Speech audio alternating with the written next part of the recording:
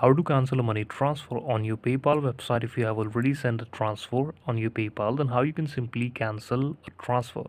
So firstly, I will tell you that is it even possible to do it? You can typically cancel a transfer if the money has not reached your recipient, as transfer between PayPal accounts are instant and most reloads the bill payment are completed within minutes. You usually cannot cancel these type of transaction once they're authorized. To cancel it, open your activity, choose the transaction you wish to cancel or click on the transaction ID and then click on the cancel icon and confirm the action from the pop-up. Because it is quite impossible to cancel a transaction on PayPal because you will be only able to cancel the transaction that are pending section or in the pending status. You cannot do a successful transaction or you cannot do or cancel a successful sent transaction on your account or on your PayPal account. This is all about the video. Thank you so much for watching this video and please subscribe to the channel for watching such updates like this.